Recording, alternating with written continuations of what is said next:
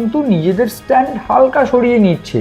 কে সরাচ্ছে? পাক প্রতিরক্ষামন্ত্রী, যিনি কিনা পারমাণবিক যুদ্ধের কথা বলেছিলেন যে যদি হয় সেক্ষেত্রে ভারতকে পারমাণবিক আক্রমণ করা হবে। তো সেই জায়গায় দাঁড়িয়ে পাকিস্তানের পাক প্রতিরক্ষামন্ত্রী খাজোয়া আসিফ কি বলছেন? তিনি বলছেন যে এই যুদ্ধটা না হলেই ভালো হয়, আমরা ঈশ্বরকে ডাকছি, কারণ আমরা শেষ হয়ে যাবো যুদ্ধ হলে। আমি শোনাবো সেই বক্তব্যটা। बहरहाल इंटरनेशनल कम्युनिटी भी इस भागदौड़ में लगी हुई है कि कोई दोस्त ममालिक भी, इस खत्े के ममालिक भी, बड़ी ताकतें भी, कि ये क्लैश की सूरत हाल जो है अवर्ट हो जाए। তো এই হচ্ছে পাকিস্তানের পাক প্রতিরক্ষামন্ত্রীর বক্তব্য। তো এই জায়গায় দাঁড়িয়ে বাংলাদেশ বলছে যুদ্ধ করব কাদের সঙ্গে? পশ্চিমবঙ্গ থেকে সামান্য একটু বড় একটা দেশ, সে নাকি যুদ্ধ করবে ভারতের সাথে। তো এটা হাস্যকর।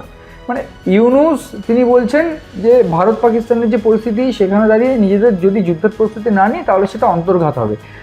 মানে যুদ্ধ করতে হবে না, ভারত যদি সেনা বাড়ায় সেই ভয়েই বাংলাদেশ মরে যাবে।